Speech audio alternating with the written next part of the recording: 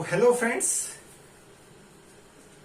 आप सभी को मेरा प्यार भरा आदाब और नमस्कार। मैं हूं रियासत हुसैन उस्मानी और एक बार फिर से हमारे यूट्यूब चैनल भारत दर्पण में आपका बहुत बहुत स्वागत है।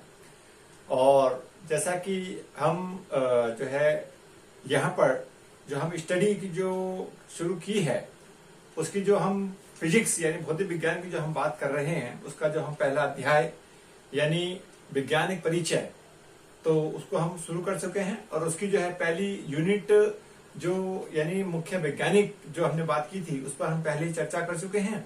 और आज जो है हम इसकी दूसरी कड़ी के रूप में जो है यहाँ पर देखेंगे कि सामान्य विज्ञान के जो मुख्य उपकरण होते हैं यानी जो यंत्र या तकनीकियां होती हैं उसकी हम बात करेंगे। तो आज जो है हम उसकी चर्चा करेंगे। और अगर आपने जो पिछला वीडियो नहीं देखा है यानी जो मुख्य वैज्ञानिकों पर हमने जो बात की थी तो मैं चाहता हूं कि मैं आशा करता हूं कि जो है उसको आप पहले देख लें ताकि जो है इसको आप अच्छे से समझ सकें। और साथ ही साथ अब जो है उसके बाद में जो है हम ये दूसरी जो वीडियो है ये आज जो है हम शुरू करेंगे। तो आइए शुरू करते हैं। तो देखिएगा हम शुरू करेंगे यहां से सूक्ष्मदर्शी यानी सूक्ष्मदर्शी का आपने देखा होगा, इसको हम इंग्लिश में जो है माइक्रोस्कोप कहते हैं। और माइक्रोस्कोप का जो मेन उद्देश्य क्या होता है कि मेन उद्देश्य ये होता है कि जो हमारे आसपास की जो छोटी छोटी वस्तुएं होती हैं उनकी जो अगर हम बात करते हैं उनमें बहुत तो उसके जो सूक्ष्म कण हैं उनको कैसे देखा जाए। जैसे मान के चलिए अगर हम हाथ की अगर हम बात करते हैं तो हाथ को अगर हम इसमें गहराई से इसमें देखें, इसको जो है सूक्ष्मदर्शी से देखेंगे तो इसके जो है बहुत बहुत मूल जो कण होते हैं उसको हम आसानी से देख लेते हैं, है ना। ये जैसे मान लीजिए दूध होता है, दही होता है, तो उसमें अगर हम देखेंगे सूक्ष्मदर्शी से तो उसमें किस तरह से जो है उसमें बैक्टीरिया वगैरह उसमें शामिल जो हम होते हैं उसको आसानी से देख सकते हैं किसके माध्यम से, माइक्रोस्कोप यानी कि सूक्ष्मदर्शी के। अच्छा, इसको जो आविष्कार की अगर हम बात करते हैं तो आविष्कार जो है नीदरलैंड के जो जॉनसन वैज्ञानिक रहे उन्होंने इसका आविष्कार किया। और साथ ही साथ जो है अगर हम बात करते हैं जो सूक्ष्मदर्शी में जो लेंस होते हैं यानी लेंस जो प्रयोग किया जाता है तो इसमें जो है दो उत्तल लेंस होते हैं यानी दो उत्तल लेंस को जो संयोजित करके इसको बनाया जाता है। तो इसका जो है ये विशेष मतलब कह सकते हैं इसकी विशेषताएं हैं। तो आइए, ये सूक्ष्मदर्शी हुआ। अब हम बात करते हैं कि दूरदर्शी की। अगर हम दूरदर्शी का मतलब ये होता है इसको हम जो है ये दूरदर्शी का मतलब होता है आपका दूरबीन जिसे हम टेलीस्कोप कहते हैं। टेलीस्कोप आपने देखा होगा कहीं अगर आप घूमने कहीं गए हो पहाड़ी क्षेत्र में जो मान के चलिए तो वहां पर क्या होता है तो वहां पर आपको जो मतलब टूरिस्ट होते हैं तो उनको जो है वहां पर वहां के जो लोकल लोग होते हैं वहां पर दूरबीन के माध्यम से जो है वहां की जो पहाड़ी क्षेत्र है पहाड़ियां हैं उनको दिखाते हैं। तो उसका मेन उद्देश्य क्या होता है कि दूर की जो चीजें होती हैं उसको आसानी से देख लेते हैं और साफ दिखाई देती हैं। तो ये जो है यहाँ पर हमारी जो है दूरबीन का प्रयोग किया जाता है ना। तो अगर हम मूलतः देखिए मूलतः क्या है, अगर मूलतः हम इसका जो है आविष्कार की बात करते हैं तो हैंस लिपर्से हैं यानी हैंस लिपर्से ने इनको जो है मूलतः इनको जो इसका आविष्कार किया था। लेकिन अगर हम बात करते हैं एक विशेष दूरबीन की तो गैलीलियो जो रहे वैज्ञानिक, आपने नाम ही सुना होगा, गैलीलियो बहुत प्रसिद्ध वैज्ञानिक रहे हैं। तो उन्होंने जो है एक विशेष दूरबीन का आविष्कार किया था, है ना। लेकिन वो अभी हम यह देखेंगे कि इसमें जो लेंस होते हैं जैसे लेंस हमने सूक्ष्मदर्शी में देखे यानी जो माइक्रोस्कोप में देखे तो उसी तरीके से जो है इसमें भी दो उत्तल लेंस के संयोजन यानी दो उत्तल लेंस जो इसमें प्रयोग किए जाते हैं तो वो इसमें यूज होते हैं, है ना। तो देखिए दो उत्तल लेंस होते हैं इसमें भी यानी जिस तरह से हमें माइक्रोस्कोप में भी और हमारे जो है टेलीस्कोप यानी दूरदर्शी में भी जो है ये हमारे दो उत्तल लेंसों का संयोजन से बनती है ना। तो ये बात हुई। अच्छा, अब हम नेक्स्ट देखेंगे। नेक्स्ट है हमारा यहां पर तापमापी। अच्छा, तापमापी देखिएगा क्या होता है। तापमापी में आप क्या करते हैं, टेम्परेचर को मापा जाता है। यानी अगर हम इसकी काम की बात करते हैं तो इसमें क्या होगा, किसी स्पेशल जगह या हम कह सकते हैं किसी भी क्षेत्र का जब हम टेम्परेचर मापते हैं तो किससे मापते हैं, तापमापी से, यानी होता थर्मामीटर, है ना। तो इसको जो है अगर हम बात करते देखिए थर्मामीटर क्या है, इटली के गैलीलियो जो हमने बात की थी ना जिन्होंने दूरबीन का मतलब आविष्कार किया तो उन्होंने जो है ये थर्मामीटर का आविष्कार किया। और इसका जो मेन सिद्धांत होता है कि ऊष्मा प्रसार सिद्धांत पर कार्य करता है। यानी जो पारा इसमें यूज होता है ना, जो पारे का यूज होता है तो पारे का क्या होता है, पारा जो है ऊष्मा प्रसार जो इसमें सिद्धांत कार्य करता है और उस जो पारा होता है उसका प्रसार होता है, उसी के हिसाब से जो है और कितना टेम्परेचर यहाँ हो रहा है उसी के आधार पर जो है तापमापी से उसका तापमान मापा जाता है। तो ये बात हुई। अच्छा, हम नेक्स्ट बात करते हैं। अब आता है हमारा, देखिए कंप्यूटर। कंप्यूटर तो सबने देखा ही होगा। तो देखिए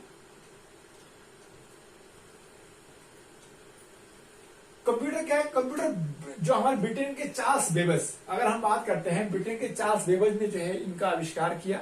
यानी पहले अगर हम जो कंप्यूटर की बात करते हैं तो पहले कंप्यूटर और अब के कंप्यूटर में बहुत बड़ा डिफरेंस है।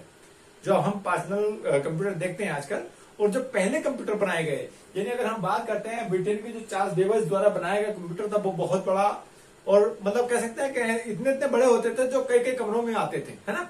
तो उसको एक सिस्टम बना करके एक मतलब कह सकते हैं कि मतलब एक प्रकार से बहुत सारी चीजें उसमें जो है संयोजित करके बनाई जाती थी, यानी उसको जो है कंबाइन करके बनाया जाता था। तो वो एक बहुत बड़े क्षेत्र को कवरेज करती थी। जैसे जैसे हमारी जो है टेक्नोलॉजी का विकास हुआ वैसे वैसे जो है उनका जो कंप्यूटर है उसका क्षेत्र जो है सिमट करके आज हम देखेंगे अपने मोबाइल टैबलेट इसमें सिमट करके आ गया है। और आज देखेंगे कि डिजिटल घड़ी में भी जो है बहुत सारी चीजें हम देखने को मिल जाती है। तो ये कंप्यूटर है। तो कंप्यूटर क्या है, ब्रिटेन के चार्ल्स बेबेज द्वारा जो है इसका आविष्कार किया गया। और देखिए इसमें क्या होता है, इसमें बाइनर प्रणाली यानी बाइनर सिस्टम का इसमें यूज होता है जो 0 और 1 पर बेस्ड होती है ना। तो 0 और 1 पर जो है बाइनरी जो सिस्टम है इसमें क्रिप्ट किया जाता है ना। और क्या होता है, देखिए इसमें और होता है कि वैद्युत परिपथ सिद्धांत पर कार्य करता है। कौन से सिद्धांत पर? वैद्युत परिपथ सिद्धांत। यानी जो हमारा एक हम बात करते हैं, जब हम बात करेंगे विद्युत की कि इसमें किस तरीके से काम किया जाता है तो वो हम देखेंगे बाद में। तो हम ये इसमें ये ध्यान रखेंगे कि कौन सा इसमें क्या होता है कि वैद्युत परिपथ सिद्धांत पर जो है कार्य करता है। और बाइनरी प्रणाली जो है इसमें 0-1 जो है वेस्ट होती है। और ये जो है चार्ल्स बेबेज द्वारा इसका जो है आविष्कार किया गया। तो ये कंप्यूटर की बात हुई है ना। आगे देखते हैं। अच्छा, अब आता है हमारा जो है प्रशीतक। प्रशीतक का मतलब होता है रेफ्रिजरेटर, यानी जो हम फ्रिज आम भाषा में उसको फ्रिज कहते हैं। तो ये रेफ्रिजरेटर होता है। और जो है देखिए क्या होता है, इसको जो है यूएसए के हैरिसन और कैंटनी ने इसको जो है आविष्कार किया, नंबर 1 बात। और नंबर 1 दूसरी बात क्या है, इसमें फ्रॉन गैस प्रयुक्त होती है जबकि सीएफसी का निष्कासन होता है ना। इसमें मूलतः क्या, अगर हम बात करते हैं मूल चीज क्या है इसमें, इसे फ्रॉन गैस का जो है इस्तेमाल किया जाता है। और जो है इसके साथ ही साथ जो है सीएफसी जो होती है हमारी कार्बन फ्लोरोकार्बन, है ना, तो वो जो हमारी बाहर निकलती है ना। तो ये होता है। अच्छा, ये हुई हमारी। अब हम देखते हैं यहाँ पर अगली चीज है वॉशिंग मशीन। अच्छा, वॉशिंग मशीन में आपने देखा होगा, वॉशिंग मशीन तो सबने देखी होगी। तो वॉशिंग मशीन की बात कर लेते हैं। तो देखिए वॉशिंग मशीन है हमारी, आम सब लोगों ने, आम जनता ने सबने देखी है वॉशिंग मशीन। तो उसको क्या है, देखिए यूएसए की हार्ले मिशन कंपनी द्वारा जो है इसका आविष्कार किया गया था, जो टेक्नोलॉजी से संबंधित थी। और इसमें मेन चीज क्या है, अपकेंद्रण सिद्धांत पर जो है ये कार्य करती है। अपकेंद्र सिद्धांत पर जो है क्या करती है, ये कार्य करती है। अपकेंद्र सिद्धांत का मतलब होता है कि बाहर की ओर जो है क्या करती है, ये जो कचरा या जो कुछ भी है उसमें वो बाहर की तरफ फेंक देती है ना। और जो हमारी साफ सुथरी चीजें हैं वो उसको अंदर कर लेती है। तो हम ये इस तरह से सिद्धांत पर काम करती है। अपकेंद्रण सिद्धांत जो होता है ना, सेंट्रीफ्यूगल बोलते हैं इसको, सेंट्रीफ्यूगल, है ना। तो ये होता है प्रिंसिपल। तो इस सिद्धांत पर कार्य करती है। हम बात करेंगे डिटेल से इसकी क्या होता है, सिद्धांत कौन सा क्या होता है, सब देखेंगे। आइए अब हम देखते हैं परिदृश्य। अच्छा, ये देखिए परिदृश्य क्या होता है। परिदृश्य होता है पेरिस्कोप बोलते हैं इसको। और इसमें इसका होता क्या है, देखिए जब आप जो है कभी अगर आपने टीवी में या ऐसा कुछ देखा हो, कभी कभी तैराक या पनडुब्बियां वो जो है इस तरह से लिख ले, जैसे मान लीजिए ये पनडुब्बी है ना, ये एक पनडुब्बी बनाई गई है, पानी में जो है इसको अंदर, पानी के अंदर है ना। अब पानी के अंदर होने के बाद जो है अगर हम देखेंगे कि बाहर की तरफ से है कैसे देखा जाए, तो यहाँ पर क्या करते हैं, अपना एक पेरिस्कोप लगाया जाता है, तो जो इस तरह से जो है बाहर की चीजों को देख सके, है ना। ये फोल्डेड होता है, मोड़ा हुआ होता है। और इसमें क्या होता है देखिएगा, ये जो है मेन चीज क्या होता है, 2 समतल दर्पणों का संयोजन होता है ना। इसमें क्या होता है, यहाँ पर जो है समतल दर्पण, प्लेन ग्लास, है ना, प्लेन ग्लास का जो है इस्तेमाल होगा इसमें। और साथ ही साथ कितने डिग्री पर झुके होते हैं, 45 डिग्री पर, 45 डिग्री पर जो है वो झुके हुए होते हैं। और इस तरह से उसका संयोजन होता है कि अगर हम बात जो यहां से बैठे हुए हम बाहर की चीजें आसानी से देख लेते हैं, है ना। तो ये होता है। अच्छा, प्रकाश परावर्तन सिद्धांत, जैसे कि इसमें 45 डिग्री पर जो है गिलासों को दर्पण लगाए जाते हैं और उसके आधार पर जो है उसका प्रतिबिंब बनाया जाता है, एक के बाद दूसरा पड़ेगा और उसके बाद में जो है ये प्रकाश की किरणें, उस प्रकाश की जो किरणें आती हैं वो उसको आसानी से देख लेती हैं। इसका जो है प्रकाश परावर्तन का सिद्धांत होता है इसमें, है ना। तो ये भी देखेंगे कैसा होता है प्रकाश परावर्तन अपवर्तन, ये हम प्रकाश वाले चैप्टर में भी देखेंगे सब चीजें क्या क्या क्या होता है। अच्छा, अब हम बात करेंगे, देखिएगा पनडुब्बी। अच्छा, पनडुब्बी क्या होता है, देखिए पनडुब्बी जैसे मैंने दिखाई दी अभी, पनडुब्बी आपने देखी होगी, टीवी में भी देखी होगी, वैसे भी मतलब आजकल जो है सोशल मीडिया का जमाना है, तो उसके माध्यम से आपने कहीं ना कहीं देख ही लिया होगा जो पनडुब्बी होती हैं। तो पनडुब्बी क्या है, देखिए सबसे मेन चीज है आपकी, डेविड बुस्नेल ने जो है इसका आविष्कार किया था। और दूसरी बात जो है क्या है, द्रव गतिकी का सिद्धांत इसमें मतलब काम करता है, यानी द्रव गतिकी के सिद्धांत इसमें जो है कार्य करता है पनडुब्बी में। तो ये आपको जो है ध्यान रखने की बहुत जरूरत है, यहाँ पर कौन सा सिद्धांत किस में काम करता है, इसके बारे में हम सब चीज समझेंगे। पनडुब्बी कैसे काम करती है, क्या होता है, वो हम साइंस एंड टेक्नोलॉजी जब आएगा जब उसमें अच्छे से समझेंगे इसको। अभी फिलहाल हम जो है एक ओवरव्यू ले रहे हैं कि कौन से उपकरण हैं और किस काम में आते हैं विशेषतः, है ना। तो ये है। अच्छा, अब आता है हमारा, देखिए टेलीविजन। टेलीविजन यानी टीवी। तो देखिए ये टीवी ऐसे लिखा जाता है, ध्यान रखिएगा, कभी आप ये वाला टीवी समझ लें, ये वाला नहीं होता है, ये टीवी बीमारी वाला होता है ना। तो ये वाला नहीं, ये वाला होगा, ठीक है ना। तो देखिएगा, अच्छा, ब्रिटेन के जेएल वेयर्ड जो है, इन्होंने जो है टीवी का आविष्कार किया था 1926 में, यानी 1926 में जो है जेएल वेयर्ड जो है उन्होंने इसका आविष्कार किया। और क्या चीज है, देखिए सिंप्लेक्स मेथड आधारित होता है, यानी सिंप्लेक्स मेथड जो है इसमें आधार, यानी इसमें जो है सिंप्लेक्स मेथड का प्रयोग किया जाता है। यानी जब हम बात करेंगे ना संचार की, तो संचार जो चैप्टर आएगा उसमें बताएंगे कि जो है सिंपल क्या होता है और डुप्लेक्स क्या होता है, सेमी डुप्लेक्स क्या होता है, परफेक्ट, ये हम बात करेंगे जब हमारा जो है कम्युनिकेशन चैप्टर आएगा साइंस में ही, है ना। तो ये सब देखेंगे हम। अच्छा, तो सिंप्लेक्स मेथड एक बता देता हूं। सिंप्लेक्स का मतलब ये होता है कि जब आप जो है अपनी बात, जैसे मान लीजिए मैं अभी बात कर रहा हूं, मैं अपनी वीडियो बना रहा हूं, तो अगर मैं वीडियो बना रहा हूं तो इसमें आप जो है मैं जो बोल रहा हूं वो एक तरफ है, एक तरफ का मतलब सिंपल है। हम जो बात कर रहे हैं अगर कोई दूसरा व्यक्ति सुने या ना सुने उससे कोई मतलब इस चीज पे फर्क नहीं पड़ता है, लेकिन जो वक्ता है वो बोल रहा है, वो बातचीत कर रहा है, जो आपसे जो मतलब वो बातचीत को आपके माध्यम मतलब कह सकते हैं जो आपके पास पहुंचा रहा है, सिर्फ इसमें वहां पर होता है एक माध्यम होता है जो वक्ता के रूप में होता है। अब सुनने के बाद में इसका रेस्पॉन्स आए या ना आए उस पर जो है उसको पता मतलब उसकी जो है उसकी कोई मतलब क्या हो सकता है, कोई चर्चा नहीं होती है, यानी उसका जो है हम कह सकते हैं कि एक तरफा जो है कम्युनिकेशन होता है, उससे दूसरी तरफ का जब रेस्पॉन्स आता है उससे कोई मतलब नहीं होता है, आएगा नहीं आएगा उससे कोई उसका संबंध नहीं होता है। तो हम कह सकते हैं जब एक तरफा कम्युनिकेशन होगा तो हम कहेंगे उसको सिंप्लेक्स, और जब दोनों तरफ से होगा, जैसे मोबाइल से हम बात करते हैं, एक ने बात कहा दूसरे ने सुना, फिर दूसरे ने कहा हमने सुना, तो वो होता है हमारा डुप्लेक्स। उसमें और कौन सी चीज आती है वो देखेंगे हम, है ना। तो ये होता है। चलिए और देखते हैं, विद्युत चुंबकीय तरंग संचरण सिद्धांत इसमें काम करता है ना। तो देखिएगा जो टेलीविजन होता है कौन सा क्या होता है, इसमें कौन सा प्रिंसिपल काम करता है, विद्युत चुंबकीय तरंग संचरण, है ना। क्या होता है विद्युत चुंबकीय तरंग संचरण, ये हम देखेंगे जब हमारा चैप्टर आएगा हमारा विद्युत चुंबकीय वाला, है ना। तो उसमें देखेंगे हम, तो ये काम करता है। अच्छा, नेक्स्ट देख लेते हैं। अच्छा, माइक्रोफोन। अच्छा देखिए, माइक्रोफोन जैसे मान के चलिए माइक में कोई बोलता है तो उसकी हम बात कर रहे हैं, वो माइक्रोफोन होता है। माइक्रोफोन लाउड स्पीकर अलग अलग चीजें होती हैं, ध्यान रखिएगा। माइक्रोफोन होता है जैसे ये अभी हम देख रहे हैं, ये माइक्रोफोन है ना। या मेरे पास में है, मैं अगर दिखा सकता हूं आपको, एक सेकेंड।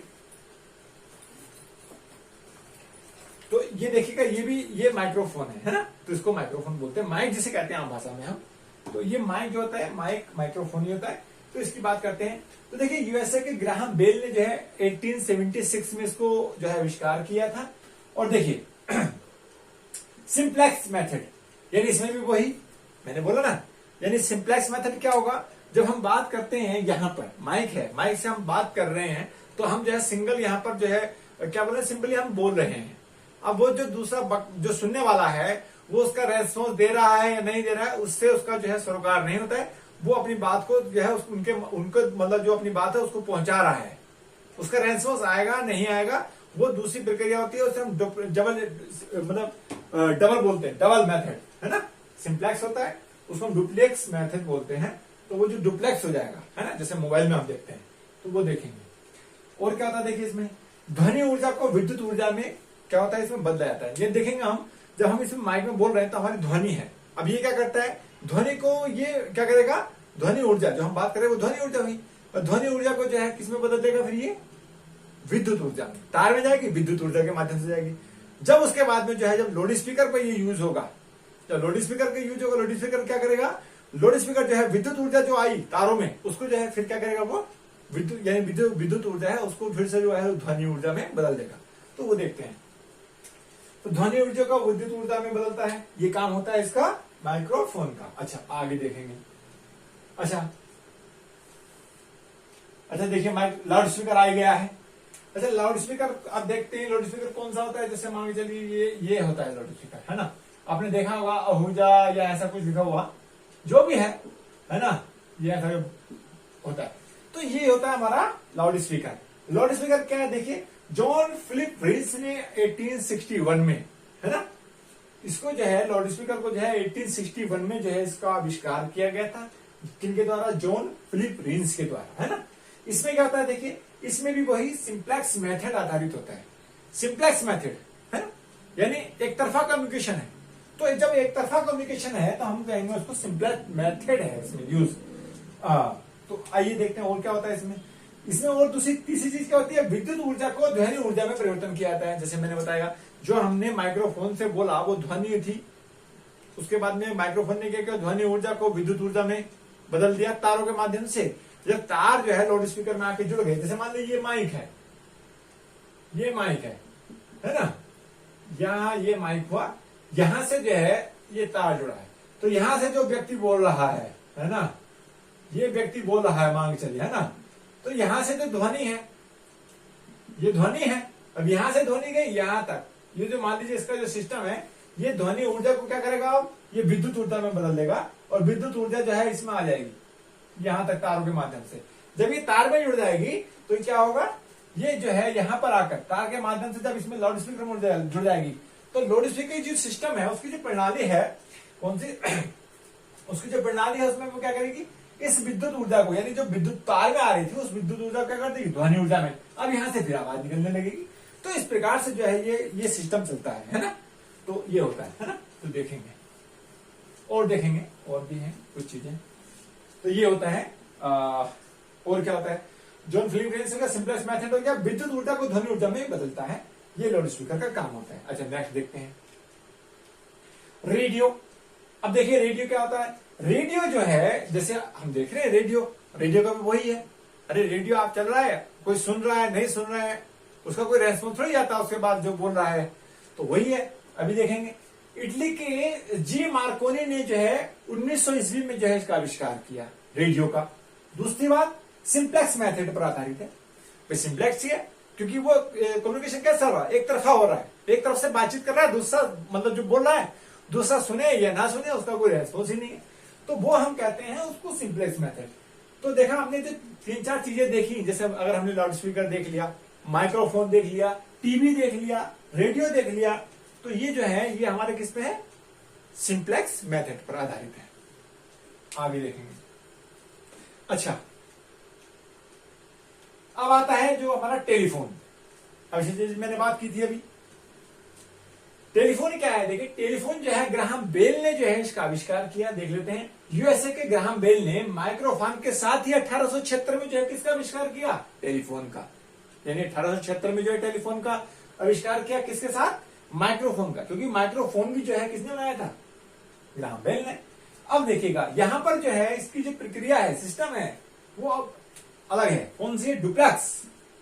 अभी मैंने बताया ना, मोबाइल है या हमारा जो नोकिया मोबाइल होते हैं ये सब, तो ये क्या होता है, डुप्लेक्स होता है। डुप्लेक्स में अब जैसे टेलीफोन है, टेलीफोन में भी क्या होता है, डुप्लेक्स होता है। हम बात करते हैं हेलो, तो दूसरा सुनता है, उसके बाद में उसका रेस्पॉन्स होता है हेलो, आप कैसे हैं, वो बोलता है हम अच्छे हैं। तो उसमें क्या रहा, यानी एक तरफ से जो है कम्युनिकेशन गया, ये अब मोबाइल भी कह सकते हैं इसको, नॉर्मल मोबाइल, और दूसरा जो है टेलीफोन होता है हमारा। टेलीफोन अगर आपने नहीं देखा हो तो इस तरह से टेलीफोन होता है ना, इस तरह से टेलीफोन होता है, जो हमारा जो है ऐसा एक बटन होते हैं, इसमें आपने देखा होगा। तो इसमें क्या हो रहा है, इसमें डबल कम्युनिकेशन हो रहा है। यहां से बोल रहा है हेलो, तार या वायरलेस दोनों कुछ भी हो सकता है। यहां से गया, यहां से जो है यहां पर जाएगा, यहां के बाद में यहां बोलेगा हेलो, वो सुनेगा हेलो, फिर इसका रेस्पॉन्स आएगा। इसका मतलब है यहां पर एक ने सुना, दूसरे को, एक ने बोला, दूसरे ने सुना, फिर दूसरे ने बोला, इसने सुना। इस तरह से जो है हमारी जो सिस्टम होती है उसको हम कहते हैं डुप्लेक्स मेथड, है ना। तो ये डुप्लेक्स मेथड है। अब डुप्लेक्स मेथड किस में काम आएगा, देखिए टेलीफोन में हो गया, मोबाइल, सिंपल जो मोबाइल होते हैं उसमें होता है हमारा, तो ये होता है। अच्छा, और देखेंगे डुप्लेक्स मेथड पे होता है। अच्छा, अब हम बात करते हैं सेलफोन। सेलफोन मतलब देखिए, सेलफोन जो है हमारा, जो हम कहते हैं नोकिया सेलफोन, ये सब सेलफोन है ना। क्या है ये, सेलफोन है, इनको हम सेलफोन कहते हैं। हम जनरली हम क्या कहते हैं, मोबाइल। एक्चुअली मोबाइल क्या है, मोबाइल एक सिस्टम है, एक मेथड है कि हम यह किस तरीके से कोई काम करते हैं, तो वो क्या होता है, मोबाइल होता है। उसको हम कैसे यूज करेंगे वो हम बात करेंगे जब हम साइंस और टेक्नोलॉजी को पढ़ाएंगे अच्छी तरीके से, उसको सब समझेंगे क्या प्रणाली होती है पूरी। इसको हम कहते हैं, जो वैज्ञानिक भाषा में इसको हम कहते हैं सेलफोन। अच्छा, सेलफोन में देखिएगा, अब सेलफोन जो है हमारे दो तरीके से होते हैं। एक होता है नॉर्मल सेलफोन। नॉर्मल सेलफोन क्या होता है, बिल्कुल नॉर्मल होगा, जिससे जो है सिर्फ बातचीत होती है। जैसे पहले जो है नोकिया चलते थे, है ना, नोकिया के चलते थे ना, या कोई भी कंपनी के पुराने जो मोबाइल होते थे जिनसे सिर्फ बातचीत या नॉर्मल मैसेज होता था, तो उसको हम कहते हैं नॉर्मल सेलफोन। तो वो क्या होता था, देखिए क्या होता है, उसके बारे में बात करेंगे।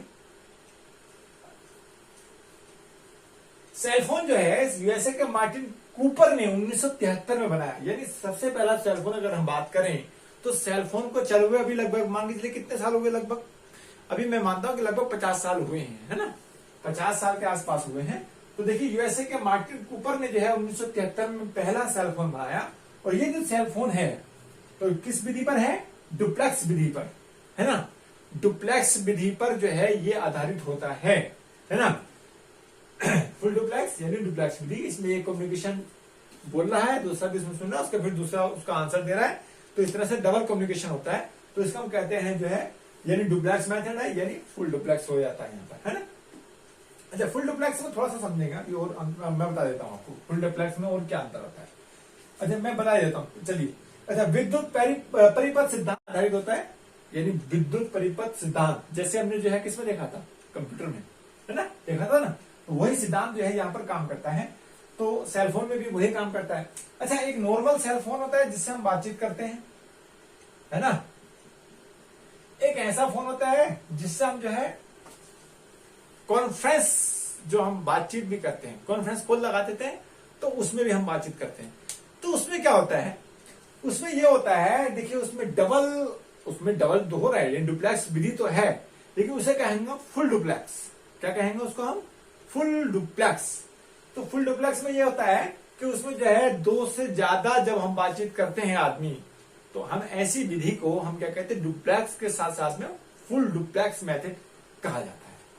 तो ये होता है, सेलफोन के बारे में हमने समझ लिया। अब हम आगे बात करेंगे। अच्छा, अब आता है हमारा ग्रामोफोन। अच्छा, ग्रामोफोन देखिए क्या है ग्रामोफोन का। ग्रामोफोन अगर आपने देखा हो कभी तो क्या होता है, ऐसे कभी कभी आपने देखा होगा फिल्मों में, या ऐसा कुछ देखा होगा, ये भोंपू टाइप का होता है फिल्मों में, टीवी में रखा रहता है, ऐसा कोने में रखा रहेगा, बेड होता है, और बेड के बराबर में ये सब रखा रहता है, और वो घूमता रहता है, गाना सुनता रहता है। तो ये ग्रामोफोन है ना। तो क्या होता है, इसमें होता है Thomas Alva Edison. Thomas Alva Edison कौन है, जिन्होंने जो है बल्ब का आविष्कार किया था। तो उन्हीं ने जो है इसका आविष्कार किया, किसका, ग्रामोफोन का। ये क्या काम आता है, रिकॉर्डेड ध्वनि को पुनः सुनने योग्य बनाता है। यानी जो रिकॉर्डेड ध्वनि है, जो रिकॉर्ड कर ली है हमने ध्वनि को, उसको सुनने का काम आता है। तो हम ग्रामोफोन बोलते हैं इसको, है ना। आपने फिल्मों में देखा होगा जो बेड उड़ के बराबर में रखा रहता है, सुनता रहता है ऐसा आराम से, तो उसे हम कहते हैं, तो वो होता है हमारा ग्रामोफोन, है ना। अच्छा, आगे। अच्छा, विद्युत मोटर देखिए। अब आते हैं, बात करते हैं विद्युत मोटर पे। विद्युत मोटर आपने देखी होगी, जो हम गांव बस्ती में देखते हैं या फिर शहरों में भी देखते हैं। शहरों में जो है मशीनें चलाई जाती हैं, और हम गांव में भी देखते हैं तो ऐसी मशीनें, जैसे मान के चलिए हम चारा काटने की जो मशीनें होती है उसमें भी लगी होती है ना। या फिर हम जो है कभी आपने देखा होगा कहीं खेतों में जो हम देखते हैं पंप चलाए जाते हैं, तो मोटर के माध्यम से हम चलाए जाते हैं। तो मोटर क्या होती है, देखिए मोटर में क्या होता है। मोटर में हम बात करते हैं इसमें दो चीजें देखिएगा, महत्वपूर्ण क्या है इसमें। सबसे पहले इसका आविष्कारक देख लेते हैं। माइकल फैराडे ने जो है इसका आविष्कार किया था, माइकल फैराडे, है ना। तो माइकल फैराडे ने जो है इसका आविष्कार किया, और साथ ही साथ इसमें क्या होता है देखिएगा, विद्युत चुंबकीय प्रेरण सिद्धांत आधारित होता है। विद्युत चुंबक प्रेरण सिद्धांत क्या होता है उसमें हम बात करेंगे। यानी अगर हम किसी चुंबक के चारों तरफ हम कोई तार लपेट देते हैं, है ना, तो उसमें क्या होता है, उसमें जो है घूमने की शक्ति आ जाती है। तो इस तरह से जो विद्युत चुंबक प्रेरण सिद्धांत होता है वो होता है। तो ये होता है। और दूसरी बात क्या होता है, इसमें काम क्या होता है, विद्युत ऊर्जा को यांत्रिक ऊर्जा में बदलता है। यानी जो हमारी विद्युत ऊर्जा होती है, हमने जो यहाँ से जो तार, ये मोटर है, अभी मोटर के जो तार है, ये मान के चलिए यहाँ से हमने जो वायर है इसके जो दो फेज होते हैं, मान लो एक फेज हमारा, एक न्यूट्रल, एक जो है गर्म फेज कहते हैं इसको। तो अगर हम इसको सॉकेट में लगा देते हैं यहाँ पर, है ना, तो क्या होगा, इसमें करंट आएगा। करंट आने के बाद में क्या होगा, ये विद्युत धारा हुई। अब विद्युत धारा जो है यहाँ पर आएगी, और अभी विद्युत धारा क्या करेगी, विद्युत धारा जो है इसको, यानी विद्युत ऊर्जा, अब विद्युत ऊर्जा क्या करेगी, इसको घुमा देगी। यानी घुमाने का मतलब होता है यांत्रिक ऊर्जा बदल देगी। तो इसका काम क्या हुआ, विद्युत ऊर्जा को यांत्रिक ऊर्जा में परिवर्तन कर देती है ये क्या, मोटर, है ना, विद्युत मोटर। तो ये होता है। अच्छा, आगे देखते हैं। अच्छा, एक होता है डायनामो। डायनामो देख लेते हैं। डायनामो को आम भाषा में अगर हम बात करते हैं, जो डायनामो होता है, तो उसका क्या काम होता है, उसका काम होता है कि हम जो है जनरेटर में लगा होता है, वो जनरेटर में, तो उसका काम क्या होता है, जो हमारी यांत्रिक ऊर्जा होती है उसको वो विद्युत ऊर्जा में बदलता है। यहाँ उल्टा है, यानी जो हमारा मोटर में क्या था, विद्युत ऊर्जा को यांत्रिक ऊर्जा में बदल रहा है, और यहाँ क्या हो रहा है, यांत्रिक ऊर्जा को विद्युत ऊर्जा में बदलता है। आविष्कारक दोनों के वही है। माइकल फैराडे ने जो है इसको आविष्कार किया था, आविष्कार किया इसका डायनामो का। विद्युत चुंबकीय प्रेरण सिद्धांत वो भी इसमें वही है जो मोटर में लगा है, विद्युत चुंबकीय प्रेरण सिद्धांत। और साथ ही साथ जो है अब यहाँ पर देखेंगे, यांत्रिक ऊर्जा को विद्युत ऊर्जा में ये बदलता है। वहां पर हमने देखा था विद्युत ऊर्जा को यांत्रिक में बदलता है, और यहाँ पर जो है यांत्रिक को विद्युत ऊर्जा में बदलता है।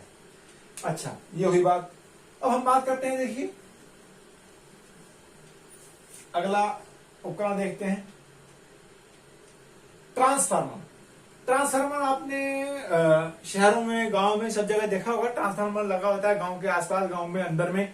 वो क्या करता है, वो एक तार आते हैं जो हमारे मेन लाइट से आ रहे होते हैं, वहां आकर उसमें जुड़ जाते हैं। उसके बाद में जो गांव को सप्लाई करता है।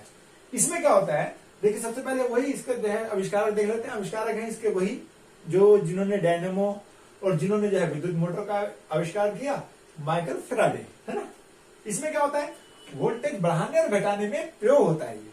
यानी जो हमारी लाइट आ रही है, जो करंट आता है, क्योंकि करंट जो होता है ना, वो जो हमारा करंट आ रहा है बिजली घर से, तो वो क्या होता है, बहुत उसके हाई वोल्टेज होते हैं, है ना। हाई वोल्टेज जो है अगर हम यूज करेंगे तो हम यूज नहीं कर सकते ना उसको, तो क्योंकि हमारे पास में ऐसे यंत्र जो हमारे पास में बल्ब है, प्रेस है, हीटर या जो पंखे वगैरह, तो ये तो इनको मैक्सिमम क्या होता है 220 से 310 जो है मतलब वोल्टेज में काम करते हैं ज्यादा से ज्यादा। तो अगर हम वहां पर देखेंगे वो मतलब 11,000 33,000 ऐसे करके वोल्टेज आते हैं उसमें, तो उसको हम यूज नहीं कर सकते ना।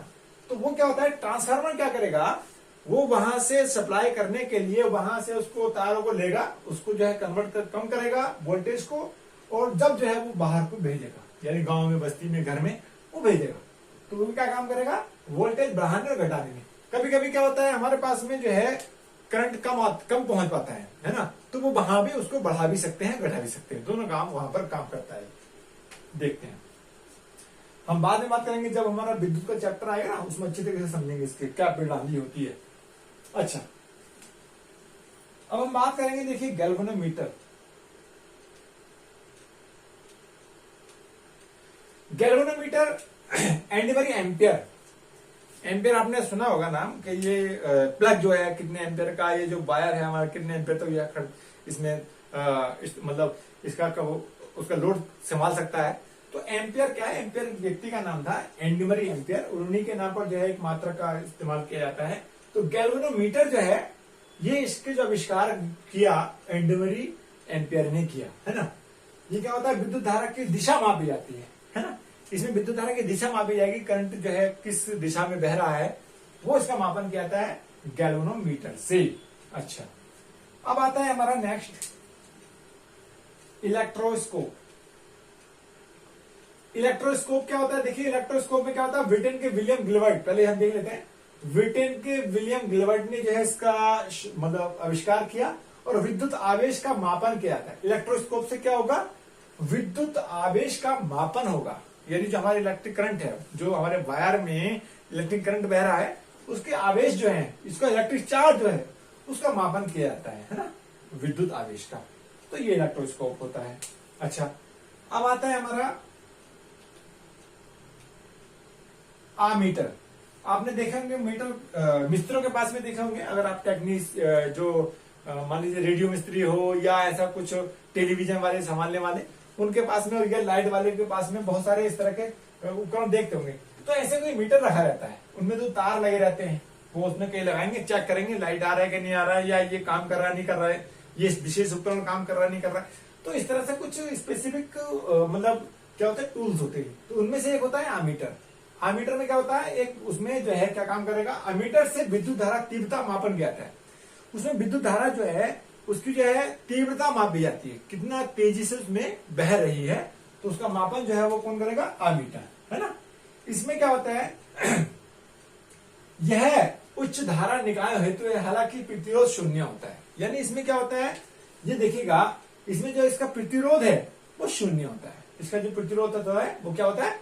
शून्य होता है। अच्छा आइए अब देखते हैं वोल्ट मीटर। अच्छा, वोल्ट मीटर भी क्या होता है, उसी तरीके का एक विशेष उपकरण होता है। वो क्या काम करता है उसको देखते हैं।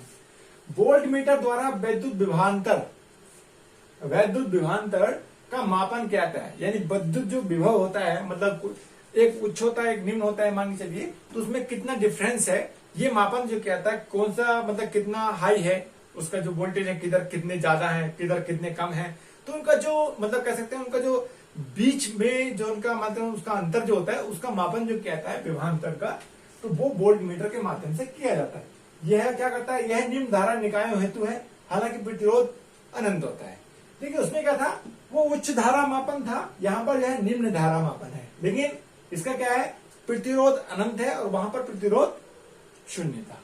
तो ये दोनों में अंतर होता है। और जब हम वोल्ट मीटर में हमें कभी पहचान नहीं पड़ पाती कौन सा वोल्ट मीटर है और कौन सा आमीटर है, तो जब आप देखेंगे तो अगर उसमें ए लिखा हुआ होता है, जैसे हमारी जो ये इस तरह से जो हमारी सुई होती है, ये बीच में है ऐसा करके, तो ऐसा लिखा होता है, ए लिखा है तो मतलब उसका आमीटर है।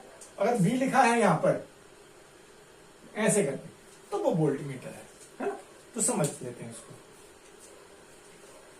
और भी समझेंगे इसको आगे जब नेक्स्ट चैप्टर में पढ़ाएंगे ना, विद्युत धारा, विद्युत वाला, उस चैप्टर में समझेंगे इसको, है ना। अच्छा आइए शुरू कर, दूसरा देखते हैं बल्ब। अगर हम बल्ब की बात करते हैं, बल्ब जो है यूएसए के थॉमस एल्वा एडिसन ने जो है इसका आविष्कार किया था 1878 में। और जो है इसमें क्या होता है, देखिए जो हम बात करेंगे स्पेशल बल्ब में क्या होता है, इसमें आर्गन या नाइट्रोजन गैस जो है निर्वात रोकने हेतु भरी जाती है। यानी जो हम जो इसमें बल्ब होता है, बल्ब में क्या करते हैं, हम उसको निर्वात करते थे, वैक्यूम बना देते हैं। वैक्यूम बनाने के बाद में जो है इसमें जो टंगस्टन लगाया जाता है, टंगस्टन का एलिमेंट, वो उसका जो है गल ना जाए, जल्दी से पिघल ना जाए, उसको रोकने के लिए जो है हम वहां पर जो मतलब वैक्यूम बना हुआ है उसको रोकने के लिए आर्गन या नाइट्रोजन गैस उसमें भर देते हैं, है ना। तो देखिएगा इसमें प्रयुक्त टंगस्टन धातु का तंतु जो है उच्च गलनांक होता है, उसका ध्यान रखिए। बहुत बड़ा मतलब बहुत ऊंचाई पे, ऊंचे तापमान पर गलता है वो।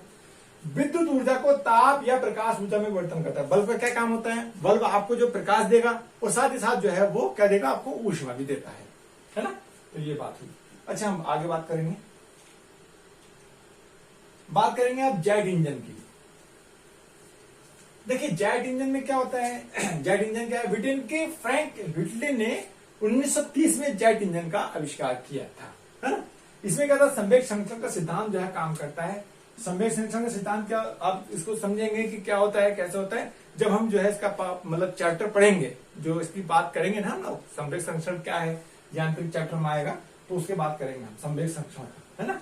कि अगर हम कोई चीज मान लीजिए टकरा जाती है, मान लीजिए दो आपस में दो बसें टकरा गई हैं, तो उनकी जो ऊर्जा है, टकराई गई ऊर्जा और बाद में जो परिणामी ऊर्जा वो बराबर होगी, तो उसको हम संवेग संरक्षण कहते हैं। तो मतलब नॉर्मली हम समझते हैं, है ना। तो उसकी जो विशेष अवधारणा जो बात है उसकी हम बाद में बात करेंगे, है ना। जनरली हम ऐसे समझ लेते हैं। अब आता है देखिए वायुयान। वायुयान मतलब एरोप्लेन। अच्छा, एरोप्लेन की बात करेंगे हम। एरोप्लेन क्या होता है, एरोप्लेन जो है ऑलिवर एवं विल्बर राइट भाई, यानी इसको राइट बंधु के नाम से भी जानते हैं, यानी राइट बंधुओं ने जो है इसका आविष्कार किया था। और इसमें जो है बर्नौली की प्रमेय, जो बर्नौली प्रिंसिपल है ना, वो इसमें यहाँ पर इसको मतलब यूज किया था। और उसी आधार पर जो है इसका मतलब हवाई जहाज का जो आविष्कार यानी बनाया जाता है, उसको आपने देखा होगा किस तरह से उसकी जो है बनावट होती है ना। ऐसा होता है इस तरह से, है ना, यहाँ थोड़ा गहराई से इस टाइप से बना होता है कि आप जो है अंदर झुका हुआ होगा, ऊपर उठा हुआ होगा। तो उसमें जो है किस तरह से जो है उत्प्लावन काम करता है, वो हमारा काम करता है बर्नौली प्रमेय, वो क्या काम करती है हम देखेंगे इसको, है ना, जब हमारा ये चैप्टर आएगा।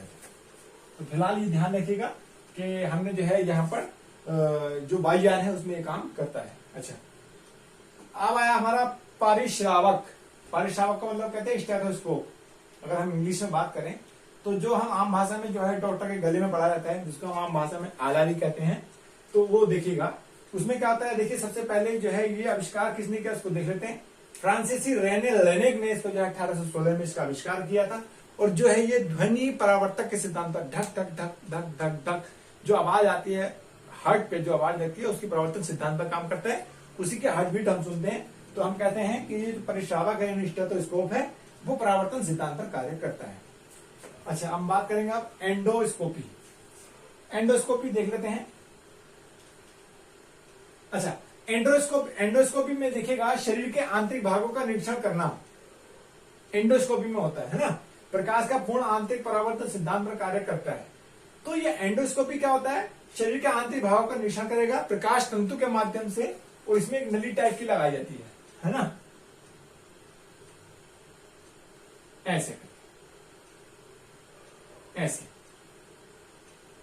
शरीर में लगाई जाती है। और इसके माध्यम से जो है इसको चेक किया जाता है शरीर में कौन सी क्या मतलब इनके शरीर के जो अंग है उनका निरीक्षण किया जाता है। इन्फेक्शन की जो उसका कह सकते हैं कि इंस्पेक्शन किया जाता है उसका। तो ये होता है प्रकाश का पूर्ण आंतरिक परावर्तन, यानी जिसमें सिद्धांत कार्य करता है वो कौन सा करता है, प्रकाश का पूर्ण आंतरिक परावर्तन सिद्धांत कार्य करता है इसमें एंडोस्कोपी में, है ना। तो देखिएगा, अब आता है हमारा परमाणु भट्टी। परमाणु भट्टी देखिएगा, तो परमाणु भट्टी इटली के एनरिको फर्मी ने जो है इसको 1942 में आविष्कार किया। और नाभिकीय विखंडन सिद्धांत पर आधारित होता है। नाभिकीय विखंडन आप समझते ही हैं कि नाभिकीय विखंडन जो है हमारा क्या करता है हमारा कि नाभिकीय विखंडन जो है ये फट जाता है ना। इसमें जो है वर्षा की जाती है और किस तरह से काम होता है, कैसे देखेंगे इसको नाभिकीय विखंडन में, है ना। सिद्धांत क्या होता है वो देखेंगे। एक होता है हमारा परमाणु भट्टी। अब हम बात करते हैं परमाणु बम। परमाणु बम देखते हैं, है ना। अच्छा, परमाणु बम देखिए, 8 अन्य भारी परमाणु तत्व यूरेनियम 235 या प्लेटिनियम 239 पर न्यूनतम बमबारी कर जो बमबारी कराई जाती है उसके माध्यम से जो है उसको बनाया गया। और नाभिकीय विखंडन सिद्धांत पर ही आधारित होता है। जैसे मान के चलिए कोई भारी परमाणु है तत्व, है ना, उस पर क्या होगा, जैसे यूरेनियम 235 या प्लेटिनियम 239 है, इस पर जो है न्यूट्रॉन है, इनका हल्की बमबारी कराई जाएगी, है ना। तो उस पर जो है ये ऐसा सिद्धांत कार्य करता है जिसको हम नाभिकीय विखंडन कहते हैं। और परमाणु बम की जो क्षमता है या प्रभाव क्षेत्र है वो हाइड्रोजन बम से 1000 भाग होता है, यानी उसका 1000 भाग जो है ये परमाणु बम होता है। तो हम कह सकते हैं कि हाइड्रोजन बम जो है वो उसकी क्षमता ज्यादा हो गई, है ना। तो ये है। अच्छा, ये परमाणु बम हुआ। परमाणु बम पूरी तरीके से हम समझेंगे जब हम साइंस एंड टेक्नोलॉजी में पूरी तरीके से समझेंगे क्या होता है क्या नहीं होता है। फिलहाल हम ये देख लेते हैं। अच्छा, इसकी देखिएगा प्रभाव क्षेत्र हाइड्रोजन बम से 1/1000वां भाग होता है ना, क्षमता और प्रभाव क्षेत्र। लेकिन समय कम होता है, लेकिन समय क्या होता है, अधिक होता है। इसकी जो है अगर क्षमता की बात करते हैं, क्षमता जो है कम होती है, लेकिन प्रभाव जो है समय अधिक होता है ना। तो देखते हैं जैसे हम जापान में जो है जब न्यूक्लियर बम गिराया गया था तो उसका जो प्रभाव है, प्रभाव जो मान के चलिए समय जो है वो आज तक चला आ रहा है, कितने दिन हो गए है ना, तो समय जो है बहुत लंबे समय तक चलता है।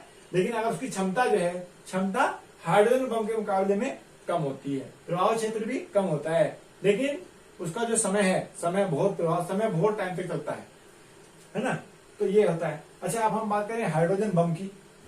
हाइड्रोजन बम देखेंगे, हाइड्रोजन बम जो है एडवर्ड टेलर ने 1952 में हल्के परमाणु तत्व पर, जैसे तत्व हाइड्रोजनिक है ना, समस्थानिक ड्यूटेरियम या ट्राइटियम जो होते हैं उनको संलयन किया गया है ना, उनको जो है आपस में मिला करके उसको जो है आविष्कार किया था। और नाभिकीय संलयन सिद्धांत पर, यानी संलयन मतलब आपस में मिलाया गया उसको।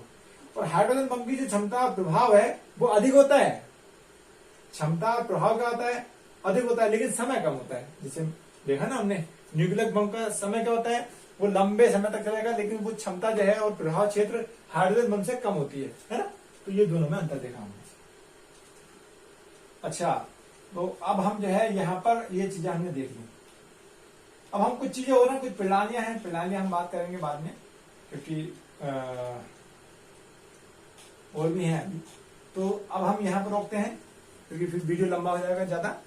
तो आज इतना ही हम यह चाहेंगे कि आज जो है हमने जो सीखा उसके प्रण, यानी उसके जो मेन मान के चलिए जो भी इंस्ट्रूमेंट होते हैं उनके बारे में हमने सीखा। ज्यादा से ज्यादा लोगों तक जो है इसको पहुंचाइए, और हमारे जो यूट्यूब चैनल है उसको सब्सक्राइब भी कर दीजिए, साथ ही साथ शेयर भी करते रहिए। जय हिंद, जय भारत, धन्यवाद।